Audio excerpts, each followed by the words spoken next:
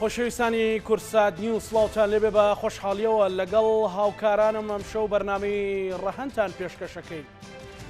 دۆخی عێراق بە جۆرێکە و هەر ڕۆژە و هەر هەفتێ و بابەتێک ڕۆژەفی گەرمە. هاوڵاتیان ئەوەی زۆر بەلایەنەوە گرنگەژان و گوزەرانی خۆیانە. تویتێکی بەڕێز موقتەدا سەدر سەرکردەی سیاسی شیعەکان وای کرد کە ئەمڕۆ جموجۆڵە کەوتە بەهای دینار بەرامبەر بە دۆلارەوە بە جۆرێک کە ئەو داوای دابەزینی یاخود بەرزکردنەوەی بەهای دیناری کرد بەرامبەر بە بەهای دۆلار. ئەمە ژوای کرد تا ڕادێک لە هەندێک ئاڵۆگۆڕی نافەرمی لە بازاڕەکانی عێراقدا بە شارەکانی هەرێمی کوردستانیشەوە تا ڕادێک دۆلار دابەزی و خەڵک لە چاوەڕوانی ئەوەیە کە ئایا ئەمە کەی ئەبێتە بڕیارێکی جێگیر وەکەی ئەبێتە بڕیارێک یاخود ئەبەجددی ئەبێ بە بڕیارێکی جێگیر کە بەهای دینار جارێکی تر بەرامبەر بۆ دۆلار ببێتە 120,000 دینار یان 125,000 دینار بەرامبەر بە 100 دۆلاری ئەمریکی. ئەمە جگەلەوەی تا ئەم دقەیە لێکەوتەکانی بڕیارەکەی دادگای فیدراڵی بەرامبەر بە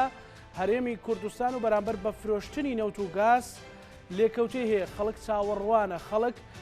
دڕدۆنگە، هاتنی 200 ملیارەکە، کاریگەری لەسەر ژیان و گیرفانی خەڵک هەمووانە ئەم شەو لە بەرنامەی ڕەهەند تاوتوێکەین هەوڵە دەین بەوردی تیشک بخەینە سەر هەموو پرسانەی کە پەیوەندی بە ژیان و گوزەرانی تۆی هاوڵاتیەوە هەیە. میوانەکانی ئەم شەوی بەرنامەی ڕەهەند بەڕێز جەبار گۆران شارەزای بازاڕی دراو لە هەرێمی کوردستان بەخێربێ کاک جەبار، هەروەها بەڕێز نەوزادی مهەندیس شارەزای پرسی نەوت و گاز و ئەکادیمیست و هەروەها لەولێرەوە بەڕێز دکتۆر ئاراس عەبدوڵڵا چاودێری سیاسی. سوپاس بۆ هەر سێ میوانی ئازیزم. سەرەتا کاک جەبار لە جەنابتەوە دەست پێ بکەین حەقیقەتی ئەم تویتەی موقتەدا سەدر ئەمە چۆن ڕوئەدا، چۆن بەهای دینار بەرامبەر بە دۆلار بەرزە بێتەوە، لە چه حاڵەتێکا دینار ئەچێتەوە ینی دۆلار بە 120 یان 125,000 بێ، ئەمە چ کاریگەریەکیە بێ کەی ڕوئەدا بۆی بۆ هاوڵاتی ڕوون بێ. سەرەتا بەناوی خۆی گەورە سڵاو لە بەڕێزان و لە بینەرانی کورساتیش. دیارە ئەنیان بڕیاران لە چێوە سەرچاوی ینی دوێنێ بڵێن بەڕێز موقتەدا سەدر واتە بڵێن ڕۆژی پێنجشەمە تویتێکی بڵاو کردەوە لە چوارچەوەی پێشنیارە نەک وەکو بڵێن فەرزکردە داوای کرد کە 6 خاڵی بڵێن بڵاو کردەوە کە پێویستە هەندێک گۆڕانکاری بکرێت لەوانە تونکردنی سیستەمی بانقەکان و ئەو بانقانی کە بڵێن سەر بە حیزبن و بەڕاستی بە قاچاقبرنە دەرەوەی دراو کە دۆلاری ئەمریکیە واتە بڵێن سپیکردنەوەی پارە و دوا بەدوای ئەوە ڕێخستنەوەی بازاڕەکانی دراو لە چوارچێوەی بڵێن بانقی مرکزی عێراق و بۆ ئەوەی کە ئاماجەگەشتلەی ئەوەیە کە بەهای دیناری عێراقی لە بەرامبەر دۆلاری ئەمریکا بەرز بکرێتەوە و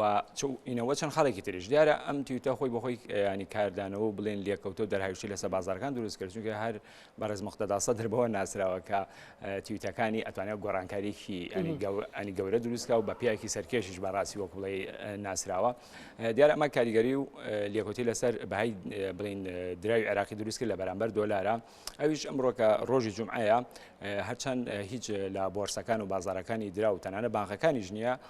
تا ئەستێک نزیکەی 2000 دینارێک لە بەرامبەر 100 دۆلاری ئەمریکیە دابازی، بەڵام ئەم نرخە نرخێکی ورد و فەرمینیە بۆ لە سلێمانیشەوە ڕوویدا بیزەبە لە سلێمانیشەوە ڕوویدا، بەڵام ئەمە نرخێکی دقیق و ورد و فەرمینیە بۆ لەبەری بازاری دراوەکانیە. ئەو کەسانی کە هەستان بڵێ مامەڵیان پێکڕۆ خەڵکانێکی دەروی بازارەکەیان بۆ نمونە لە بازارەکانە خەڵکێک هەیە کە بڵین دەستژێڕێ سەرمایەکی ئەوەی پێنێک کە بتوانێت تحکم بەسەر نرخی بڵین دراوەکانەوە بکە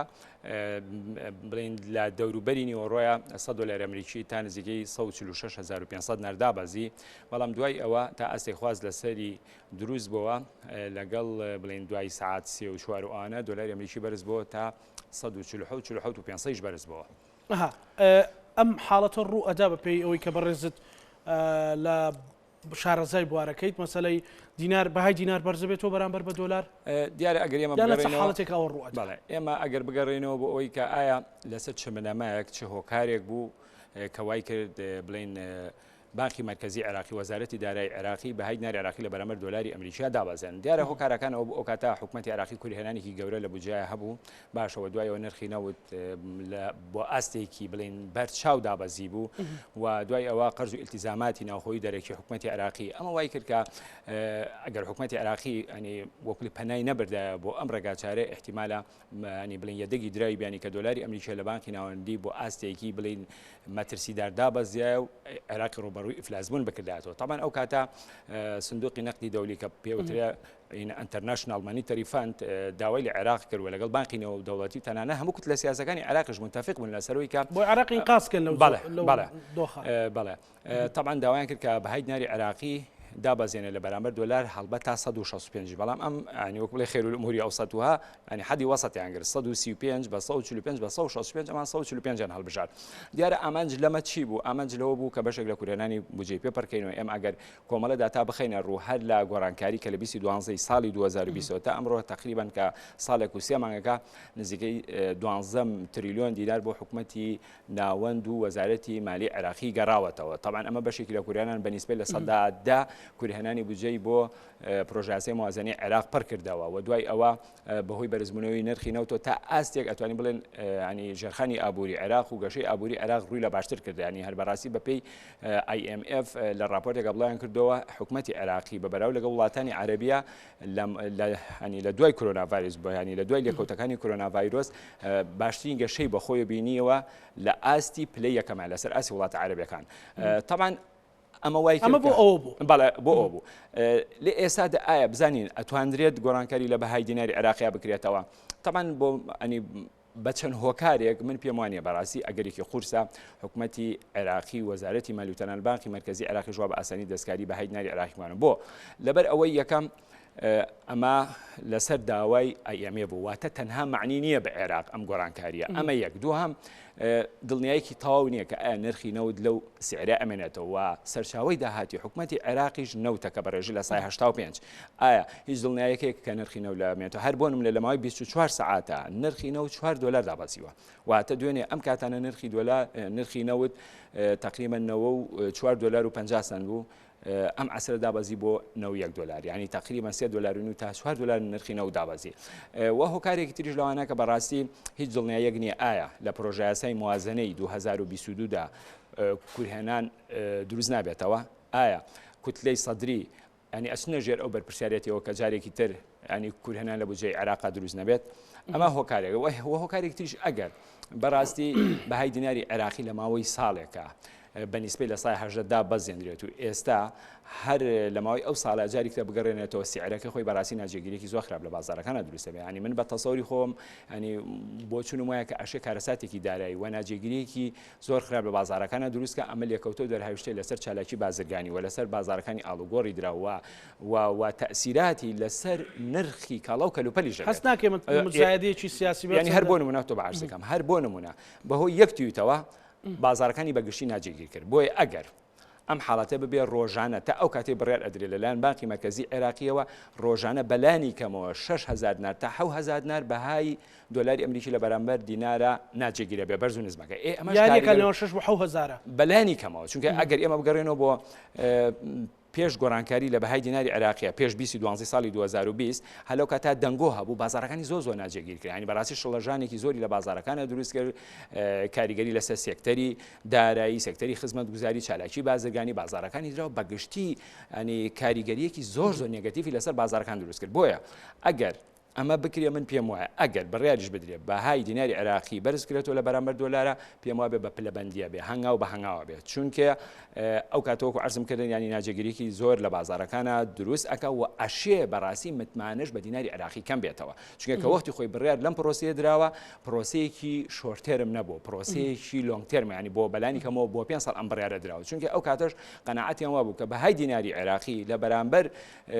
تمەنی ئێرانی لیرەی تورکی لیرەی سووری لیرەی لوبنانی لە هەر هەمان بەهاکەی بەرزترە ئەمە ژوای کرد بوو بە جۆرێک لە جۆرەکان کاریگەری لەسەر کۆی بەرهەمی خۆماڵی عێراقیش دروست کرد بوو بەهۆی بەرزی بەهاکەیەوە بۆی ئەگەر ئێمە لە ڕۆژنایی ئەم خاڵانەوە سەیریکەین من پێم وایە بەڕاستی گۆڕانکاری لە بەهای دیناری عێراقی ئەگەرێکی قورسە بەڵام دیارە ئەمە لە چیەوە سەرچاوی گرتووە بەڕێز موختەدا سەدر بڵێ ئەم تویتێ بڵاو کردەوە دەمان لە کاتی بانگەشەی هەڵبژاردنە بەڵێنی ئەوەی دابوو بە هاونیشتمانیان کە ئەگەر کوتلەکەی زۆرترین دەنگ بێنێ ئەوە جارێکی تر بەهای دیناری عێراقی لە بەرامبەر دۆلارەدا ئابەزێنەوە. دیارە ئەمە جوانیکرێت، بەڵام ئێمە ئەگەر سەری تویتەکەی بکەین یعنی وەکو بڵێ سیفەتی فەرزکردن نیە، وەکو سیفەتی پێشنیارە ئەگە گۆڕانکاری بکرێت. تەمان کە بانگێشی بەڕێز دکتۆر علی علاوی و دکتۆر مستەفا غالب کە بڵێن سەرۆکی بانکی مرکزی عێراقی بانگێژەکرێت، ئەمە بەشێکە بێت لە پرسەکە. جینا پرسەکانی تر زیاتر پەیوەندی بە سپیکردنەوەی پارە هەیە، ئەنی پەیوەندی بە بەرنادەرەوەی دۆلار بە قاچاق بە سیستەمی بانخان ئەو بانخانەی کە بەڕاستی هەندێکان سەر بە حیزبن کە ئەمانە بە قەبارەی گەورە بە سەفقاتی گەورە دۆلار ئەگەر بشکرێ بخرێتە بودجەی پرۆژه یاسای بودجەی ساڵی 2022. بەڵێ من ئەوەی کە گرنگ ئەمێ قسەکە لەسەرەوە بکەم، ئەگەر بڕیاریش بدرێ بەهای دیناری عێراقی لە بەرامبەر دۆلارە بەرز بکرێتەوە بەڕاستی زەمنێکی پێویستە بۆ لەبەرەوەی لە پرۆژه یاسای موازنەی 2021 نرخی دۆلار بە 145 جێگیر کراوە. ینی پێش یاسای پرۆژه یاسای موازنەی بڵێن 2022 ئەگە گۆڕانکاری لە نرخی دۆلارە بکرێتەوە هەموو ئەرقامەکانی پرۆژه یاساکە تێگەچێت، ئەبێت جاری کە هەر هەمووی دەستکاری بکرێتەوە. بۆ یەکە بڕیاریش بدرێت، ئەگەر بڕیاریش بدرێت ئەکەوێتە دوای پرۆژه یاسای موازنەی 2022. باشە ئەنجا ئەو ژەبێ بە پلەبەندی قۆناغ بە قۆناغ دایبەزێن، چونکە تۆ بە گاپێکی زۆر گەورە دایبەزێنیت و دوای بەرزیکێت و ناجێگیری لە بازارەکانە دروست بێت. ئەگەر یەکشتی حاڵەتی تریشێ ئەشێت نرخی ئەگەر بانکی ناوەندی سەپۆرت و پاڵپشتی دیناری عێراقی نەکات، ئەشێ ئەو کاتە نرخی دیناری عێراقی بکەوتە دەست بازارەکان کە بکەوتە دەست بازارەکان ئەو کاتە بازارەکانی لێدێ ئەو لە بەشی دووەما باسەکەین. زۆر باشە کاک نەوزاد سڵاوت لێبێ. من مەبەستم بۆ وەکو لێکەوتەیەک لە ئەو ناجێگیریە و ناسەقامگیریە سیاسی کە لە عێراقا هەیە بچمەنا ئەو پرسەکە پەیوەندی دارە بە ژیانی خەڵکەوە. لێکەوتەکان ئا پێت وایە ئەو بڕیاری دادگای فیدراڵی بەرامبەر بارەمی کوردستان کە ئێستا خەڵک لە گیرفانی خۆی لە موچەی خۆی لە کەسابەتی خۆی ئەترسێت، بڕیارێکی سیاسی بوو یان بڕیارێکی یاساییە و بەڵام بۆمبێک بوو بۆ هەرێمی کوردستان دانرا بوو؟ کاک نەوزاد.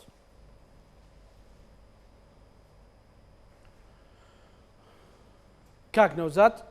ئەگەر گوێ لە دەنجی من بێت پرسیاری ئەوم کرد کە بەهۆی ئەو سەقامگیریە سیاسی کە ئێستا لە هەرێمی کوردستانە هەیەەوە ینی بەرزی و نزمێک هەیە، دوازار دادگای فیدراڵی لە چەند ڕۆژی ڕابردووە بڕیارێکی داوە کە هەرێمی کوردستان ناتوانێت بەسەر بەخۆ مامەڵە بە نەوت و غازەوە بکە. ترسی یان ناجێگیری لە دەرونی هاوڵاتیان دروست کردووە لەسەر ژیانی بژێوی کاسبی ئەوانەی ئەم بڕیارە سیاسی بوو یان یاسایی بووە تا چەند کاریگەری لەسەر بژێ و ژیانی خەڵکە بێت؟ بەڵێ زۆر سپاسانەکەم بە خێراتی میوانە بەڕێزەکانی شەکەم. خۆی بەڕاستی ئەم بڕیارەی دادگای فیدراڵی باڵا لە دەوڵەتی عێراقی فیدراڵدا بە ئاشکرا بووە و بە حزوری بریکاری هەردوو تەرەفی مدعی عەلەیها بووە و وەکو وتم تەوقیتەکە هەمومان دەزانین لە کاتی محاکەماتە هەردوو لای سکاڵاکەر و سکاڵا لەسەرکراویش ئامادە دەبن و پێشوەخت ئاگدار دەکرێنەوانە لە مەوعیدی جەلسەکە. بەڕێی من هەردوو لە ئاگدار بوون و تەوقیتەکەش لە 15/2/2022 ئەوەندەی من تێگەیشتوم و لە قەرارەکە خوێنومەتەوانێ بریتە لەوەی کەوا جەلسەکان خۆتان دەزانن چەند جەلسەیەکی پێشووتریش دانیشتووە تەرەفی ئەوەی کە سکاڵای تۆمار کردووە سکاڵاکەی تۆمار کردو و تەفاسیلی خۆی پێشکەش بە محکەمە کردووە و دواتریش کە ئەو سکاڵایە دراوە بە تەرەفی دووهەم کە سکاڵا لەسەر کراوە کە لە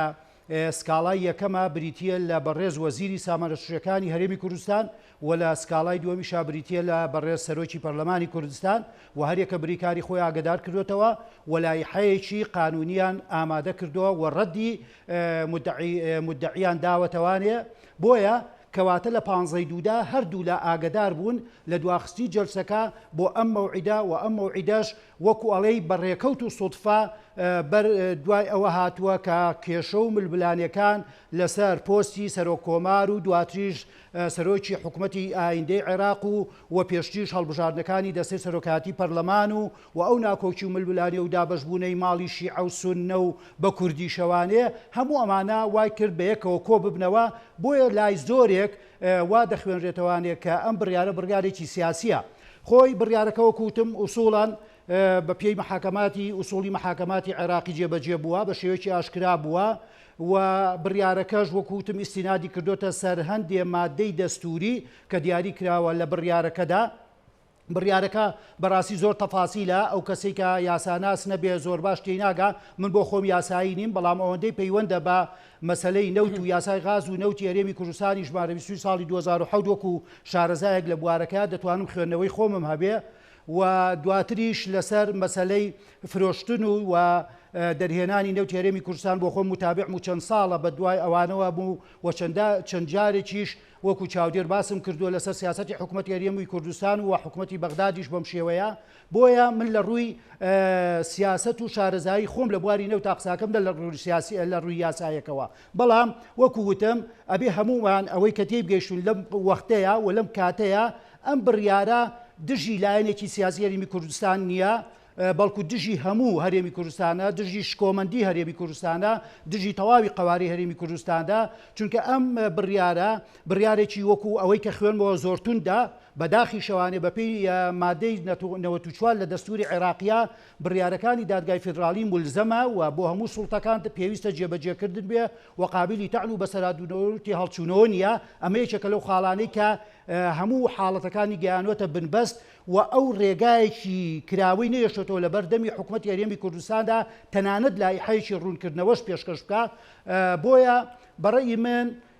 لێکەوتەی خراپی دەبێ و ئەگەر ئەم هەنگاوە بچێتە سەر تەسەوراتی من و پێشبینیەکانی من و زۆرێکیش لەوانی کە متابعن بۆ مەوزوعەکە لەوانەیە هەنگاوی تریشی بەدوایە بێت بەدەر لەوەی کانگاوی تری بەدوایە بێ بەڕێز کاک نەوزادیانی بۆچی لەو هەموو ساڵەی ڕابردووە لە دوای نووسینەوەی دەستورەوە ئێستا مەسەلەن بۆیە خەڵک گومانەکە مەسەلەن هەندێک لایەن ئەڵێن سیاسیە بۆچی ئێستا ئەم تەوقیتە هەڵبژێرراوە خۆی وەکووتم تەوقیتەکە من تەسەورەکەم هەردوو تەرەف وەکو باسم کرد ئاگدار بوون لە جێبەجێکردن و دانیشتنی ئەم جەلسەی 15 دووە کەواتە وەکووتم تەوقیتەکە وەکو ئەگەر بڵین بە سوودفە بێ یاخود بە نیەتێکی موسبەقیش بێت ئەگەر لە ڕووی سیاسیشەوە موسەیەس کراوە خۆی دادگاکە دادگایەکی وەکوڵێن یاساییە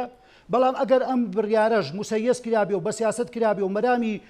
سیاسی لە پشتەوە بێت ئەوەش ڕێیتێ دەچێت و دەخوێنرێتەوە لێی بەڵام وەکو وتمان خۆ بڕیارەکە وازەحە پێکاتی دادگای فدرالی لە دۆ دادوەری بەڕێز پێکاتوە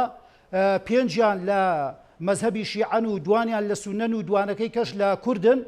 باشە و دوانیان سەر بە تەیاری سەدرین و دوانە سونەکەش سەر بە حەلبوسی و خەنجەر و ئەو هاوپەیمانیان خۆ ئەگەر مەسەلەکە سیاسی بێ و دژی لایەنێکی سیاسی بواە دەبواە بەلانی کەم ئەو چوار قازیە بەڕێزەش دەنگیان نەدایە وەکو دوو قازیەکەی کوردەکان وەکو یەکێتی و پارتی و دەکوانرا ئەو کاتە بڕیارەکە دەرنەچێت بەڵام سیرەکەین هەمویان بە مقتەدا سەدیشەوە و بە سونەکانیشەوە لە دوای بڕیارەکەش دەڵێ هەمومان پابندین بە بڕیارەکەی دادگای فیدرالیەوە کەواتە ئەگەر ئەم بڕیارە وای لێ بخوێنرێتەوانێ دژی یەک لایەنی سیاسی نییە و حەق نییە لە کوردستانی خۆمانە ناکۆکچەکان لە بینی خۆمانە توند بکەینەوە بڵێن خەتای تۆیە و ئەو بڵێ خەتای تۆیە نەخێر ئەم بڕیارە ئەگەر بەگشتی لێ بخوێنەوە دژی هەموو قەواری هەرێمی کوردستانە دژی هەموو دەسەڵاتەکانی هەرێمی کوردستان چی زمینەی بۆ ساز کردووە چی زمینەی بۆ بڕیارە ساز کردو مەسەلەن خۆی ئەم بڕیارە بۆ بینەرانی بەڕێز و بۆ بەڕێزیشتان بڕیار سکاڵایکی کۆنی ئەگەڕێتەوە بۆ ساڵی 2012 و سکاڵای دووهەمیش دەگەڕێتەوە بۆ ساڵی 2019 بۆیە چەند جەلسەیەکیش هەمومان دەزانین چەند جەلسەیەکیش دانیشتون لەوە پێش و زۆر تەفاسیلی تیا بڕیارەکە وەکوتم لە 15 وەرەقەی ئەیفۆر پێک هاتووە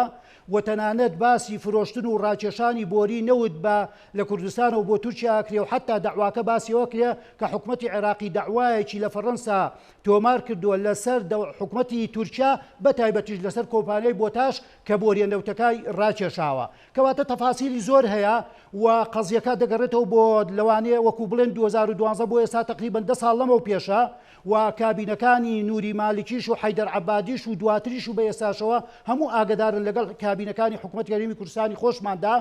بۆیە وەکو وتم ئەمە ئەوە نییە لەم تەوقیتەیە بیزاد یەکەم جەلسە بێ نەخێر ئەمە چەندین جەلسەیە و هەردوو لا قسەی خۆیانیان کردووە و لایحەی خۆیانیان پێشکەش کردووە بۆیە بڕیارەکە وەکو وتم ئەگەر گلەیەک هەبێت ئەگەر گلەیەک هەبێ وەکو پرسیارەکەی جەنابێت بۆ لەم کاتەیە بۆ ساڵانی پێشتر ئەمە نەجوڵێنراوە بەدڵنیاییەوە من پێ دەڵێم ئێمە کاتێک لە هەرێمی کوردستان قانونی ژمارە 22 ساڵی 2007 دەرکرا لە ساڵی 2007 من هەمیشە وتومە هەنگاوێکی زیرەکانەی دەست پێشخەرێکی زۆر باش و لەلاەن حکوومەتی هەرێمی کوردستان کوردستانەوە چونکە وەکو وتراوە لە یەکێک لە بادەکانی دەستوردا دەڵێ هەچ کاتێک هەرێمەکان لە دەوڵەتی عێراقی فیدراڵە دوو یاسا هەبوو یاخود لە دەوڵەتی فیدراڵە لە مەرکەزە ئەو یاسایە نەبوو تایبەت بەو بە مەسەلە دیاریکراوەکە و لە ئەقالیمەکانە هەبوو ئەفزەلیەت بۆ جێبەجێکردن بۆ قانونی هەرێمەکەیە بەڵام مەرجێکی داناوە لەو دەستورەیە کە دەبێت ئەو بابەتەی کە یاسای پێدەرکراوە لە هەرێمەکانە نەچێتە چوارچێوەی دەسەڵاتە حەسرەکانی دەوڵەتی مەرکەزەوە بەداخەوە مەسلەی نەوت بۆیە پشتیان بەستووە و ئیلغای یاسای ژمارە 22 ساڵی 2007 کردووە بەوەیە پشتیان بەستۆ بەوەی کەوە ئەم یاسایە مەسلەی نەوتە و مەسلەی غازی سروشتیە و مەسلەی غازی نەوت و غازی سروشتی لە مادە 111 تایبەتە ڕەبتە بە مەسیر و چارەنووسی تاک بە تاکی میلەتی عێراقەوانێ لە بەسراوە تاک و زاخۆ بۆیە ئەمە دەچێتە چوارچێوەی دەسەڵاتە حەسرەکانی دەوڵەتی مەرکەزیەوە ئەمە یەکێکە لە خلافەکان و زەهدان بام خاڵش ڕوونکەمەوە لە ساڵی 2007 تا پرۆژە یاسایەکی نەوت و غاز لە دەوڵەتی عێراقا پێشنیار کرا لە ساڵی 2011 بە جارێکی کە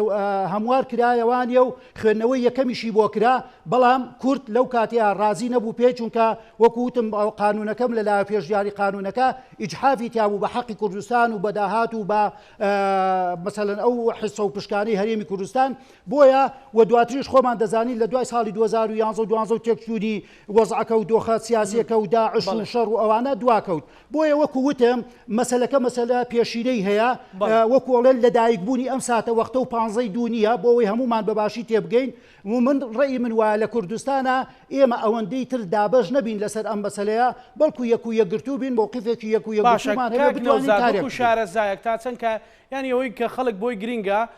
بەڕاستی ژیان و گوزەرانی خۆیەتی مەعاشەکەیەتی ژیرفانەکەیەتی و کاسبەکەیەتی ئەم بڕیارە لەکوێیە تەسیرەکاتە سەر ژیرفانی خەڵک و لەکوێیە تەسیر ناکە خۆی بڕیارەکان ئەگەر ئەوەی متابع بێت سێ بڕیاری زۆر گرنگە یەکەم ئیلغاکردنەوە نادەستوریبوونی یاسای ژمارە 22 ساڵی 2007 دوو نەوتی فرۆشرا و نەوتی دەرهێنرا و پێویستە حکوومەت هەرێمی کوردستان ڕادەستی وەزارەتی نەوتی بکە وەکو لایەنە معنیەکە لە بڕیارەکەی دیاری کراوە و هەموو عقودەکانیش دەبێت لەلایەن وەزارەتی نەوتی عێراقی و دەستگای چاودێری دارایی لە دەوڵەتی عێراقیە بەسەریانە بچنەوە و لە ڕاست و ناڕاستی و دروستی و نادروستی قەراری خۆیان بدەن و لە خاڵێکا دەڵێت هەموو ئەمانە کاتێک جێبەجێ بوو حکوومەتی مەرکەزی هیچ حەق و حقوقێکی هاوڵاتیاری هەرێمی کوردستان دەست بەسەرا ناگرێ و واجبی خۆیەتی کەوا وەکو هاوڵاتیانی باشوور و وەسەتی عێراق سەیران کە و ئیستحقاق و شایستەدارایەکانی مانگاری خۆی بداتێ ئەمە کاتی دەوێت ئەم جێبەجێکردنی بڕیارەش ئەوە نەبێت لە شەو ڕۆژێکا جێبەجێ بکرێ و ئیتر کۆتایی بە دنیا بێت نەخێت هێشتاش مەجال ماوە و دەکرێت دەستگای چاودێری دەوڵەتی عێراق و وەزارەتی نەوتی عێراقی لەگەڵ وەزارەتی سامانە سروشتەکان لەگەڵ وەزارەتی سەرۆکاتی ئەنجومەنی وەزیرانی حکوومەتی هەرێمی کوردستان ڕێبکەون لەسەر میکانیزمێکی جێبەجێکردن ئەم قسەیە دووبارە ئەکەمەوە کاکە زانا بڕیارەکە مەجالی تەعن و مفاوەزاتی نەهێشتۆتەوە دەبێت ملزەمە بە جێبەجێکردن ئەی مەجالی چیتە مەسەلەن هەتا سەرۆکوەزیرانی عێراقی ژەڵێ وەزارەتی نەوتم ڕاستپاردۆ لەگەڵ هەرێمی کوردستان ڕێبکەون دۆزنەوە بەڵێ ڕێبکەون لەسەر میکانیزمێک بۆ جێبەجێکردنەکە لەبەرەوە من بەڕێی من ئەوەی کای خوێنمەوە لە هەرێمی کوردستاندا لە سێ حاڵەت یاخود لە سێ ڕێگا یا لە سێ گریمانە لە بەردەستیانە یا ئەوە تا یەکەم من لەداد بۆ جێبەجێکردنی بڕیارەکە کە ئەمە بەبەی دەستور نادەستوریە و ناتوانێت خوا نەخواستە ئەگەر هەر ملینەدا ڕەنگە حکوومەتی مەرکەزی پەنا بباتە بەکارهێنانی هێز کە هیوادارم نەگاتە ئەو ڕادەیە دوو ئەگەر هەرێمی کوردستان و حکوومەتی هەرێمی کوردستان بە هێواشی و بە نەرمونیانی ڕێگەیەک بدۆزێتەوانی و مل بدات بۆ جێبەجێکردنی بڕیارەکە ئەوە بە شێوەیەکی لە شێوەکان ڕادەستکردنی هەموو مەلەفی نەوتە بە دەوڵەتی عێراقی و بچووکردنەوەی دەسەڵاتەکانی هەرێمی کوردستانە ئەمە دوو خاڵی سێهەم بەڕێی من ئەمەیانە کە هەردوو لە بەهێمنی و لەسەر خۆ و بە درێژی و وەکو یەک تیم کار بکەن بۆ ئەوەی بە شێوەیەکی ڕێکەوتنێکی هەردوولا بڕیارەکە جێبەجێ بکرێ بە شێوەیە کە کار نەکاتە سەر شکۆمەندی هەرێمی کوردستان وەکو ئیقلیمێکی ڕسمی دانپیانراو لە دەستوری عێراقا و کاریش نەکاتە سەر ژیان و گوزەرانی هاوڵاتیانی عێراق و بە تایبەتیش موچە خۆران لە غەیری ئەم سێ ڕێگەیە حکوومەتی هەرێمی کوردستان هیچی لە بەردەستانیە بەڵام یەک حاڵەت هەیە کە من جارێک کە دووپاتیەکە بەوە من یاسایی نیم ئەگەر کرا لەناو عێراقا هیچ شتێک ناکرێت بۆ تەعلیق بڕیارەکە بەڵام ئەوە یاساناسەکان و شارەزان لەو بوارەیە دەکرێت ئەگەر بکرێت و لە ڕادەی سەرکەوتنی ئەم پێشنیازەی من بکۆڵنەوانێ ئەگەر حکوومەت هەرێمی کوردستان ئەم مەسەلەیە ئەم کێشە و نیزاعە بباتە دادگایکی نێو دەوڵەتیەوانێ ئەگەر سوورن و دڵنیان لە 95% سەرکەوتوو دەبن بیبنە دادگایکی دەرەوەی عێراق من نازانم ئەکرێت یان ناکرێت زۆر باشە پێشنیاز خەمە بەردەمی یاساناسانی بەڕێز زۆر باشە گفتوگۆی زیاتر لەسەرەکەی دکتۆر ئاراسڵاو لێبێ ئەم بڕیارە تا چەند بڕیارێکی سیاسیەوە تا چەند دژی قوارەی هەرێمی کوردستانەوە ڕێگە ڕاستەکەی ڕوبەڕووبوونەوەی هەر هەوڵێک بۆ بچووکردنەوەی قوارەی هەرێمی کوردستان و وەکو کاک نەوزاد تویش کۆمەندی هەرێمی کوردستان کام ڕێگایە؟ بەڵێ سڵاوتان لێبێ بە خێراتنی میوانە بەڕێزەکانتان دەکەم هیوای سەرکەوتن بە هەموو لایەک دەخوازم. طبعا بڕیارەکەی دادگای فیدرالی ئەگەر هاوکارانم دەجی دکتۆر ئاراس باشتر بدەن بۆ لای ئێمە جۆمان لێبێ. بەڵێ بەڕێز دکتۆر فەرموو. بەڵێ بڕیارەکەی دادگای فیدرالی عێراق پێچەوای بنەما تازەکەی پێکەنانی دەوڵەتی عێراقیە کە لەسەر بنەمای فیدرالی دروست بووە. کاک نەوزاد باسی هەندێک بنەمای یاسایی کرد بەڵام بێت و ئەگەر بێت و بنەمای یاساییەکانی دەستوری عێراق یان مادە یاساییەکانی دەستوری عێراق ئێمە شی بکەینەوە تۆزێ مەتاتی پێوە دیارە بۆیە تەنیا وەکو ناونیشانێکی سەرەکی ئاماژە کراوە و وردەکاری تێدا نییە. ئەو وردەکاریانەش پێویستی بالێکردنەوەیە ئەوە بۆتە هۆ دروستبوونی کێشەی تەفسیر بۆ مادە دەستوریەکان بۆتە کێشەی تەفسیر بۆ هەندێک یاساش کەرەوە لە پەرلەمانی عێراقدا دەردەچێت بەڵام ئەگەر بێت و خوێندنەوەیەکی ورد ئێمە بۆ مادەکانی دەستوری عێراقی بکەین لە مادەی ١10 باسی دەسەڵاتی حەسری مرکز دەکا بەڵام دەسەڵاتی حەسری مرکز باز لە دەرهێنان و فرۆشتنی نەود ناکە بۆیە هاتووە لە مادەی ١11 ئەڵێ نەود موڵکی هەموو گەلی عێراقا لە مادەی ١12 دەڵێ حکوومەتی مرکز بە هاوبەشی لەگەڵ هەرێم و پارێزگانە بەسراوەکان بە هەرێم ئیدارەی نەود دەدا لە مەسەلەی نەوددا کەواتە لێرەدا شەرعیەتی داوە کەوا هەرێمی کوردستان نەود بفرۆشێ ئەگەر بینە سەرخاڵێکی تر و ئەساسیش لە مادەی 115 دەستوری عێراقی زۆر بەڕوونی باس کراوە ئەگەر هەر یاسایەک هەر بەندێکی دەستوری هەر بەندێکی یاسایی وردەکاری نەبوو یاخود باس نەکرابوو یاخود خلافیە بوو لەگە بنەما یاساییەکانی هەرێمی کوردستان ئەوە ئەفزەڵیەت بۆ ئەو یاسانەیەکەوە لە هەرێمی کوردستان دەردەچێت بیرشمان نەچێت ئێمە مادەی 140 دەستورمان هەیە لە مادەی 140 دەستوری عێراقی باسدەوە دەکات ئەو بڕیار و یاسانێکەوە لە پەرلەمانی عێراق دەرەچن ئەو بڕیارانێکەوە حکوومەتی هەرێمی کوردستان دەیدا دەربارەی لە بواری تەنفیزیبی لە بواری تەشریعیبی لە بواری خەزایبی بە گرێبەستەکان و بە ئەو بڕیارانێکەوە لە دادگاش دەدرێ ئەوە بەردەوام ئەبێ و بوونیان ئەبێنێ بە مەرجێک پێچەوانی دەستوری عێراق نەبێ ئەگەر دادگای فیدرالی نەتوانێت بڕیارەکانی پێشوو هەڵبۆشێنێتەوە چۆن نەتوانێت بڕیاری هەڵبۆشێنێت بەڵام بۆ بڕیاری دادگای فیدرالی ئەم مشتومڕی کۆچایی پێنەهێناوە خۆی ئەوانیش پشتیان بە دەستور بەستووە باشە لە دەستوری عێراق لە دەستوری عێراق دەڵێت لە مەجالی تانەدانیش نەماوە کاک نەوزاد دەڵێت ئەمن دەمەوێت ئەو خاڵە ڕوونکەمەوە ئەوزە دێمە سەر مەسەلە چ بکرێ باشە لێرەدا لە مادەی 112 ئاماژە دەکاکەوە ئەو بیرەنەوتانەی لە هەرێمەکان و لە پارێزگانە بەسراوەکان بە هەرێمن دەبێ ئیدارەی مشتەرەکە بێ کەچی لەو حکومێکەوە لە دادگای فیدرالی دەرچووە هەر پێچەوانەی مادەی 112ەیە کە ئەڵێ دەسەڵاتی حەسرەکە هەموو بگەڕێتەوە بۆ بەغدا ئەبێ هەرێم هەموو نەوت و گاز و عەقدەکانی خۆی بداتەوە بەغدا ئەبێ بەغدا بێ ڕەقابە بکە کەچی ئێمەش لە پەرلەمانی یاساکانی پەرلەمانی عێراق و لە دەستوری عێراقی هاتووە دام و دەستگاکانی هەرێمی کوردستان شەرعیەتی هەیە و مؤسساتینە و دان بە بڕیاریەکانیاندا دەدرێت کەواتە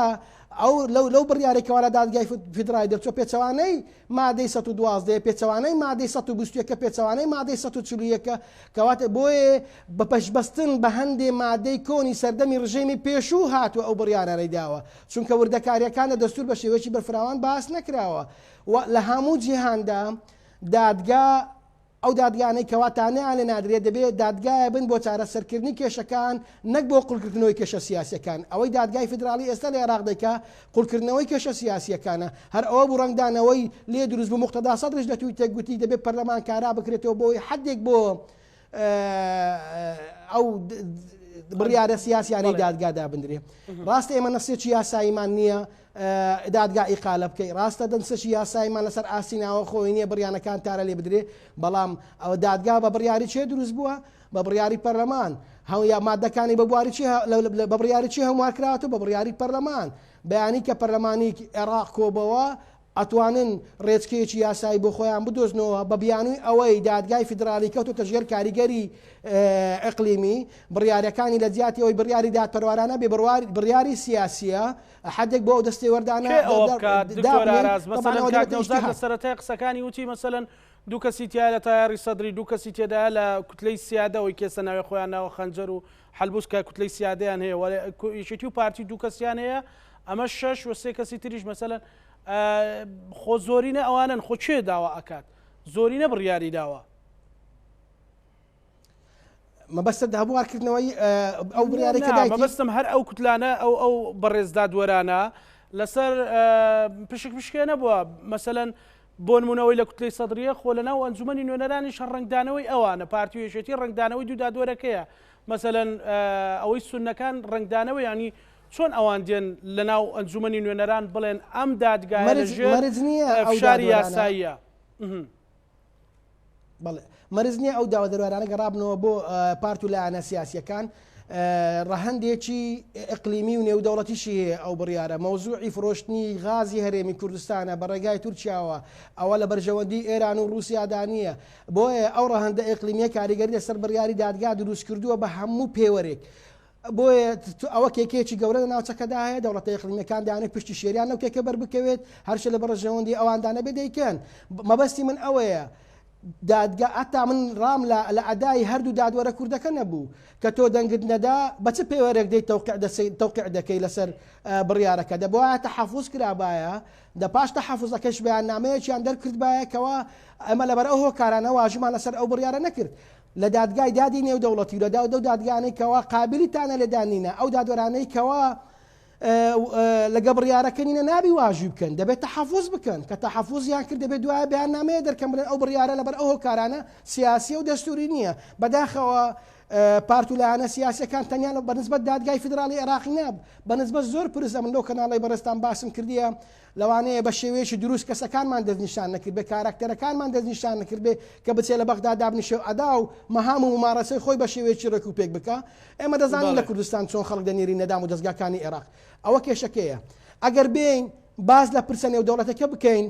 فرۆشتنی نەوتی هەرێمی کوردستان بە بڕیاری 2576 ئەنجومەنی ئاسایشی نێودەوڵەتی شەرعیەتێکی هەیە بۆیە لە ئەنجومەنی ئاسایشی نێودەوڵەتی ئەو بڕیارەدرا بە پشتبەستن باشە هەرێمی کوردستان دەبێت چی بکات ئێستا بڕیاری خێرا مەسەلەن هەموو چاودێرانی سیاسی وتیان ئەگەر ئەو ناتەبایی و ئەو پەرت و بڵاویە بەردەوام بێ هەرێمی کوردستان زەرە دەکاوە تا کردی ئێستا هەمووی ئەڵێ بە هەمویان فریای خۆیان بکەون و تکایە خۆتان کۆکەنەوە ئێستا پەرش و بڵاوترن یعنی ڕێگە ڕاستەکە بە زۆر بە زمانێکی سادە کامەیە بەڕێز دکتۆر ڕێگە ڕاستەکە دەبێت سەرۆکی کۆمار بە حکمی ئەوەی حامی دەستورە داوا لە دادگای فیدرالی بکە بە بڕیارەکەی خۆیدا دابچێتەوە چووکە پێچەوانەی هەندێ بڕگەی دەستوریە ئەوە لە ئەوە خاڵێکە کە لەوتارەکەی بەڕێز بە دکتۆر بەرهەمدا نەبیندرا ڕێگایشتر ئەوەیە سەرۆکی کۆمار پەرلەمانی کوردستان پەرلەمانی عێراق ڕابسپێرێت لەسەر ئەوەی بەزووترین کات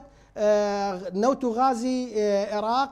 یاسای نەوت و غازی عێراق دەربچێدرێ بۆی ئەو مەعمەعە سیاسیە لەسەر پرۆسەکانی تر یەکلایی نەکرێتەوە بۆیە هەر وەک وتارێکی خوالێ خۆش بوو بەڕێز مامجەلال هەیە ئاماژەی بۆدا کە ئەو مادەیە دەستوریە بەپێی مادەی 112 و یاساییشە بەپێی ئەو ئیتیفاقی کە لە کاتی خۆیدا لە نێوان خودی خوالێ خۆش و بەڕێز مامجەلال و کاک مەسعود بارزانی و لەگەڵ مالکی ئەنجام دراوە کە خاڵەکە تایدا هاتووە بۆ هەرێمی کوردستان هەیە مامەڵە بە نەوت و غازی هەرێمی کوردستانەوە بکە تاوەکو یاسای نەوت و غاز لە پەرلەمانی عێراقی دەردەچێت ئەگەر ناسای نەوت و غاز لە پەرلەمانی عێراقیش دەرچوو ڕێککەوتن خۆی لە خۆیدا ئەوە بڕیارەکەی دادگای فیدرالی سڕ دەکرێت بەڵێ دکتۆرەگە ڕێمۆلات لەسەر ئاسینە و دەوڵەتیش هەیە بەڵێ ئاسینە دەوڵەتێکە ئەتوانرێت چی بکرێت پێم بڵێ لەسەر ئاسینە و دەوڵەتەکە ئەو کۆمپانیانەیەکەوە عەقدیان لەگە هەرێمی کوردستان کردیە کەسانی پسپۆر و یاساناسی باشیان هەیە لە بواری دەستوری وڵاتاندا بۆیە ئەگەر هات و ڕێکارەکانی ناوخۆی ئەگرنە بەر بە حکمی ئەوەی دادگای فیدرالیش بڕیارەکانی تانەی نادرێ ئێمە لە یاسانی و دەوڵەتیدا بڕگەیەکمان هەیە پێدرن ئەلحیمایەت دیبلۆماسیە بەگەڕانەوە بۆ وڵاتەکانی خۆیان دەوڵەتەکانیان تەداخل دەکەن لە ڕێگای دادگای دادی نێودەوڵەتی بۆ تەفسیرکردنی مادە دەستوریەکان لەسەر ئەو ئەساسە دەتوانن بێنە گۆڕەپانەکە ئەو مافەیەکەوا دەخورێت چونکە ئەوە دوولانەیە کۆمپانیەکانی شەیدا زێرە دەکەن کە عەقدیان هەیە و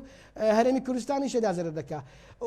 لە خاڵێکی تر و کۆتایی لەسەر ئەو بابەتە هەرێمی کوردستان نابێ بچێتە ژێر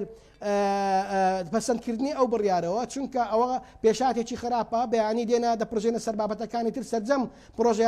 یاساکانی هەرێمی کوردستان دەتوانین ئلغا بکەنەوە لە بابەتە جۆراجۆرەکان بە حکمی ئەوی پێچەوانی دەستوری عێراقا. جا بۆیە من تەسەوڕ ناکەم هەرێمی کوردستان بچێتە ژێر ئەو بارەوە. بەڵێ زۆر باشە کاک جەباریانی مەسەلەی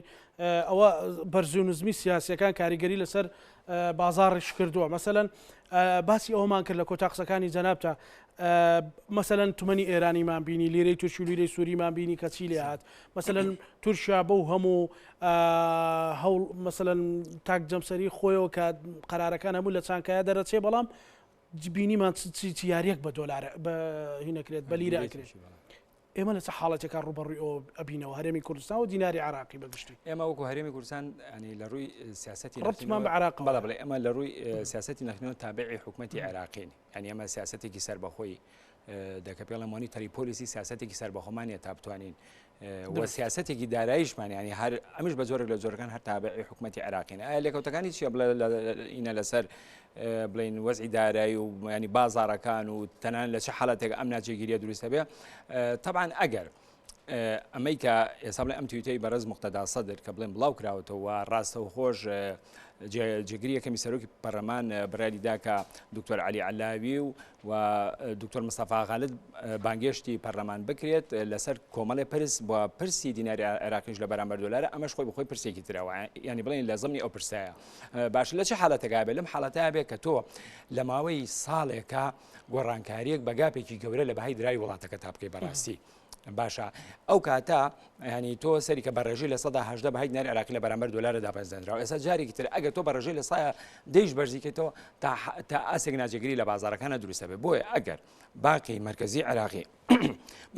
عێراقی نتوانە پاڵپش و سەپۆرتی دیناری عێراقی بکات لەو حاڵەتەیە نرخی دیناری عێراقی ئەکەتە دەست بازارەکان کە کەوتیشە دەست بازارەکان ئەو کاتە بازارەکان تەحکومی بەسەرەوەکەن بازرگانەکان سیاسیەکان هەندێک جار ینی کاراکتەرە سیاسیەکان هەندێک لە بانکەکان ئەو کاتە تەحکوم بەسەر نرخ و بەهای دیناری عێراقیەکەن لەو حاڵەتەیە بەڕاستی بە ناجێگیری ئەمێنێتەوە وەکەوەی کە بینیمان لە تورکیا بۆ نمونە ئێران بەڕاستی. بۆیە لەم حاڵەتەیە من پێم وایە ئەگەر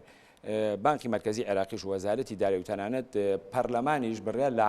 حاڵەتێکی وابێ ئەبێ بەڕاستی پلەبەندی بکە هەنگاو بە هەنگاو بێ بۆ ئەوی کە ناجێگیری لە بازارەکانە دروست نەبێ لێکەوتۆ دەرهاویشتەی لەسەر کۆی پرۆسەی بازرگانیش دروست ناکەوە لەسەر سێکتەرەکانیش تریش دروست ناکە بەڕاستی. مەسەلەن بەڕێزت وەکو شارەزایەکێ وەکو شارەزایەک لە بۆرسا مەسەلەن ڕێنماییت بۆ هاوڵاتیان چەوەی کە دۆلاری پێوەی کە دیناری پێ مەسەلەن ڕەنگە حەز بکات گوێ لە ڕێنمایەکی دقیق بێ ئەوی بزان قازانجەکان زەرەرەکە یان کەسێک نەکەوێت زەرەر و لە ئێستادا ئەگەر بڕیاریش بدرێت لەسەر گۆڕانکاری بەهای دیناری عێراقی بەڕاستی فترێکی زەمەنی پێچێت وا بە زووی بڕیار نادرێت وەکو لە سەرەتاشا قسەمان لەسەر کرد لە پرۆژەیاسەی موازنەی 2021 بە 145,000 لە بەرامبەر 100 دلار جێگیر کراوە. ئێستا پێش ئەوەی کە ڕژنووسی پرۆژەیاسەی موازنەی عێراق بچێتە پەرلەمان و ڕژنووسەکە بنووسرێت تو ئێستا گۆڕانکاری لە بەهای دیناری عێراقیاکەی لە بەرامبەر دۆلار ئەو کاتە تەنانەت ئەرقامەکانی پرۆژەیاسەی موازنە ئیشکالی تێکێ. بۆیە ئەمە پێمانەڵێ کە لە ئێستادا گۆڕانکاری لە بەهای دیناری عێراقی ناکرێت بە هیچ جۆرێک باشە و بۆ ئەو هاوڵاتیانە ژوە کوڕێنمەی بۆ ئەو هاوڵاتانی کە بەڕاستی بڵین سەرمان هەیە بە دۆلاریان بە دینار ئێمە شتێکمان هەیە لە زانستی دارایە پێوتێ دایڤێرسیفیکیشن واتە تەنەوعکردن وا باشە بۆ نمونە ئەگەر من 10 ملیۆن دینارم هەبێ وا باشە بەشێک پێم بە دۆلاری ئەمریکی بەشێکی دیناری عێراقی بێ باشە لە هەموو حاڵەتێکە ئەگەر دۆلاری ئەمریکی وەکو خۆی بمێنێتەوە هیچ زەرێکی نەکردووە باشە بەڵام ئەگەر دۆلاری ئەمریکیش دابەزێ یخۆوە لە بەرامبەرە هەم نیسبەی هەڵاوسان دابەزێ و نرخی کاڵاو کەلوپەریش دابەزێت بەقەدر ئەو دابەزینە ئەم زەریری نەکردووە باشە بۆی لە هەموو حاڵەتێکە ینی ئەوانەی کە سەرمایەکی نەختینیانێ و هیچ وەبەرهێنانێکی پێ ناکەنەوە باشترە بەشێکی دیناری عراقی بێ و بەشێکی دۆلار بێ بەڵام من وەکو ڕێهی متەوازیعانە و شخصی خۆم هەمیشە دۆلارم لە دیناری عراقی پێ باشتر بە بۆ دۆلار پێوتر ئینتەرناشنال کەرەنسی ینی بەڕاستی پارەیەکی نێودەوڵاتیە لەسەر ئاسی عالەم تەداولی پێوکرا مامەڵی پێوکرا بەڕاستی مقارنە ناکرێت بەهینە بە دیناری عراقی ئەنجا ئێمە هۆشمان لەبیر نەچێت وەکو هەرێمی کوردستان ئەکسەرێتی مامەڵەکانمان بە دۆلاری ئەمریکیە تەنها مامەڵە قەبارە بچووکەکان ئەوانەی کە پەیوەندی بە ضرورەتی حیات و خواردەمەنی و ئەمانەوە زیاتر بە دینارە ژنا ئەکسەرێتی مامەڵەکانی تر ئەمە کەرتی عقاراتە و ئەمە مامەڵەی ئۆتۆمبیلە حەچی هاوردێ واجی ئەکسەرێتی ئەمانە بە دۆلاری ئەمریکی بۆی لەسەر ئەمە سازە مناڵم لە هەموو حاڵەتێکا دۆلاری ئەمریکی لە بەرامبەر دیناری عراقی باشترە زۆر باش کاک جبار سوپاس دەکەم کاک بەڕێز کاک نەوزاد دوجار بۆ ئەوەی کەمترین لێکەوتەی هەبێ لەسەر ژیانی خەڵک و گوزەرانی خەڵکەوە تا مەسەلەن خەڵک قەلەقەوە چەند جار ئاماژەم پێکرد چی بکرێت و هەنگاوی خێراتچیە چکە ئەوەی کە هەم لە قسەکانی بەڕێستان و هەم لە قسەکانی دکتۆر ئاراس باسان کرد لەو لێکەوتانە وەکو کوردەڵی هەویرەکە ئاو زۆرە بە چێشمی زۆرە بە خۆشت وتە لە شەو ڕۆژەکە جێبەجێ ناکرێتەوەتە ڕێگە ڕاستەکە بۆ ژیان و گوزەرانی خەڵکامێ بەڵێ بەڕێی من کورد دەبێ بە یەک و یەکگرتووی ماڵی خۆی نێوماڵی خۆی ڕێک بخاتەوە لەم ململانەیە تونند و تیژەی کە ئێستا لە عێراقدا هەیە لەم قۆناغەیە بێتە دەرەوە و نێو ماڵی خۆی تۆم و تۆڵکە کار و کردار و گوتاری خۆی لەناو هەموو حیزبە سیاسەکان و سەرکردە و جەماوەر و شەقامی کوردستان یەک و یەکگرتوو بێت چونکە ئێمە بە یەک و یەکگرتووی دەتوانین هەموو دەستکەوتەکانی خۆمان بەدەست بێنین بە پێچەوانەوە بینیمان لە مانگی ڕابردووە تا ئێستا بزانە ناکۆکی خۆمان بووە هۆی لە دەستدانی و ململانێ و لەگەڵ ڕێزم ناو ناوبانگی هەرێمی کوردستان و خۆشمانمان لە بەرچاوی عێراقیەکانە کە زۆر لە ئێمە لە پاشکەوتە و دواکەوتترین لە ئێمە و لە ناوچەکەشا لە بەرچاوی زلێزەکانیشا ئێمە حەجمی خۆمان بچوو کردەوە بەدەستی خۆمان تکاکەم یەک و یەکگرتووی خۆمان پارێزین دوو من بەڕێی من بەشداری هیچ هەوپایمانەتێک لەگەڵ نەس و نە لە شیعیا بکەین و ئێمە وەکو کوتلەیەکی گەورەی کوردی کە ئەگەر هەموو پێکەوە یەک کوتلە لە پەرلەمانی عێراقا کار بکەین ئێمە نزیکی 55 بۆ 6 کورسیمان دەبێ من جارێککە ژوتومە لە دوای کوتلەی سەدریەوە کە 73 بۆ 75 کورسیە کورد دەبێتە دووەم کوتلە ئێمە بەدەستی خۆمان پەردەوازە کردووە ئێمە دەمانەوێت یەکێکمان بە ناوی 30 کورسیەوە و یەکێکمان بە ناوی 90 کورسیەوە یەکێکمان بە کەمترەوانە نوێنەراتی هەمووگەلی کورتکەینەوە هەڵەیەکی گەورە و کوشندەیە بۆیەش ئێمە گەیانوێتە ئەم ڕادەیە بۆیە من بەڕێی من دەبێ هەمویان بێکەوانەیە کوتلە کوردیەکان لە بەرژەوەندی کووردا کار بکەن و لە بەرژەوەندی هەرێما لە بەرژەوەندی شەقامی کورد و هاوڵاتیانی کووردا کار بکەن نەک لەگەڵ ڕێزم ململانێ بکەن لەسەر پۆست و پلە و ئیمتیازاتەکان کە بینیمان لە چەند ساڵی ڕابردووە بەتەنها بە بەرژەوەندی تاکە کەسەکان تەواوە بێ نەک جەماوەری میلەتەکەمان خاڵی ئەخیر کامەوە بڵێم پێویستە کات کە ئەوەیە ئەگەر ئێمە ئەمانەوێت و بینیشمان لەسەر پۆست و پلەیەکی دەوڵەتی عێراقی فیدراڵە کە زۆر جار ئیمانمان پێی نییە شەڕ دەکەین ململانێ دەکەین ململانەکەی سونە و شیعەمان لەبیر چۆتەوانێ کە ئەوان لە دادگای فدراڵیا یەکیان گرت و بە دژی هەرێمی کوردستان هەنگاویان نا کەچی ئێمە بەدەستی خۆمان لەسەر پۆست و پلەیەکی دەوڵەتی عێراقی ململانێ و نێوماڵی خۆمان وێران کردووە ئەگەر دەمانەوێت ئەوەندە لە عێراقا باڵا دەست بین و ناوبانگمان هەبێ و پلۆپۆست و ئیمتیازاتی ژوەر بگرین پێویستە بچینەوە بۆ بەغدا و پشکەینە پایتەختەکانی دەرو جیران لە تورکیا بە تایبەتی و لە ئێرانیش بە تایبەتی کەواتە ئێمە کورد و سەرکردایەتی کورد لەم قۆناغەیە خۆی سەری لە خۆی تێکگاوە خۆی سیاسەتەکانی ئەوراقەکانی تێکەڵی یەک کردووە و ناتوانێت بە تەواوەتی بچێتە عێراق و پێگەی خۆی بەهێزکا و یەک و یەکگرتوو بێ و مافەکانی خۆی بەدەستبێنێ و لەم لاشەوانێ کەوتۆتە ژێر فشار و هەڕەشە و گوشاری دەوڵەتانی دراوسێ کە لە ئەنجامە هەر بە قازانجی ئەوان دەشکێتەوانێ بە قازانجی هەرێمی کوردستان ناشکێتەوە بۆیە بەڕێی من ئەم سێ چوار خاڵە هیوادارم سەرکردایەتی کورد هێشتاش ماوە هێشتاش مەجالێکی کەمتر ماوە واز لە ئەو ململانەیە کە دەستان پێکردووە لەسەر پۆستی سەرۆک کۆمار تکا ئەکەم خاوی بکەنەوە بە یەک و یەکگرتووی یەک کاندید ببرنە پەرلەمانی کوردستان وان پۆستاش بۆ کورد مسۆگەرکەن و ئەو کاتە کاکزانە ئەو کاتە قۆناغی دووەمی سەرۆک کۆمار تەواو بێت ئەبێ شیعەکان بە سەدرەوانێ و بە ئیتاری تەنسیقیەوە سەدان جار بێنە سلێمانی و هەولێر بۆ ئەوەی ئێمە ڕابکێشن و ئێمە بکەن بە پشتیوانی خۆیان بۆ ئەوەی کاندیدەکەی خۆیان بۆ سەرۆکی حکوومەتی دائیندا دەربچێت کەواتە ئێمە سەن و قورساییمان هەیە بەڵام بەداخەوە بەدەستی خۆمان بە سیاسەتی هەڵی خۆمان وامان کردووە کە سەر لە خۆمان تێک بین و بەرژەوەندەکانی خۆشمان لەو ناوەیە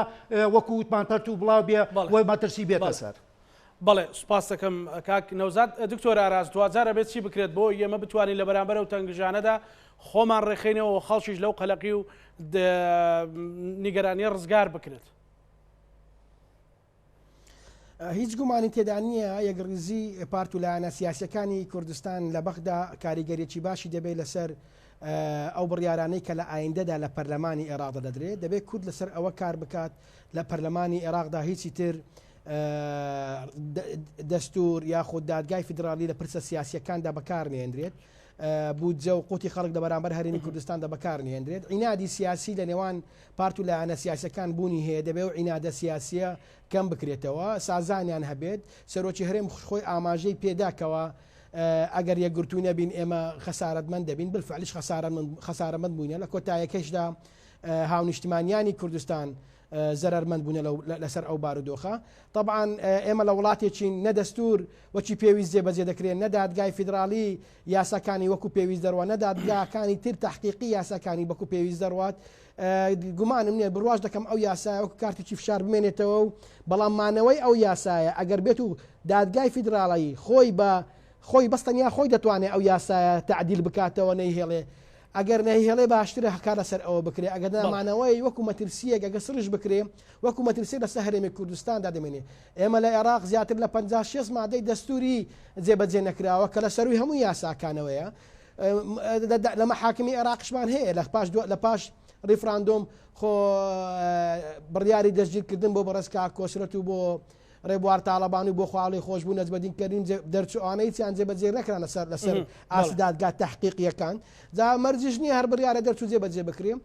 ئەرزی واقعیش کۆمەلگای نێودەوڵەتیش ئەقلیمیش دەرفەت بۆ نادا ئەو بڕیارە جێبەجێ بکرێ کۆمپانیای زەبەلاح لەو گرێبەستانە هەن لە کەلەگە هەرێمی کوردستان کراوە من تەسەوڕەکەم ئەگەر شەڕشی لە دروست بخوا نەخواستە بەڵام هەرێمی کوردستان بەچونە ژێرباری ئەو بڕیارە هیچ شتێک نامێنێ بە ناوی کیانی هەرێمی کوردستان جا ئەوە خەتەرێکی گەورەی و پێشاتێکی خراپە بۆیە بڕواناکە هەرێمی کوردستان قبوڵی بکە. بەڵێ سوپاس بۆ بەڕێز دکتۆر ئاراس عەبدوڵڵا چاودێری سیاسی سوپاس بۆ بەڕێستان ئەولێرەوە لەگەڵمان سوپاس بۆ بەڕێز نەوزادی مۆهەندیس شارەزای پرسی نەوت و گاز سوپاس بۆ بەڕێزیشتا سوپاس بۆ بەڕێز زەبار گۆران شارەزای بۆرسەی دراو سوپاس بۆ هەرسێ میوانی ئازیزم بە هیوای ئەوەی کاوردەکاری هەم ئەو قسانەی ئەو قسە و باسانی لەسەر پرسی دۆلار هەیە بۆ ئێوەمان ڕوون کردبێتەوە هەم لێکەوتە سیاسی و یاساییەکانی پرسی بڕیارەکەی دادگای فیدرالی ئێمە لێرە لەگەڵ هاوکارانم ڕەهەنمان پێشکەشکردن ئێوەش هەموو لایەکتە ئەمانەتی خوای گەورە بن.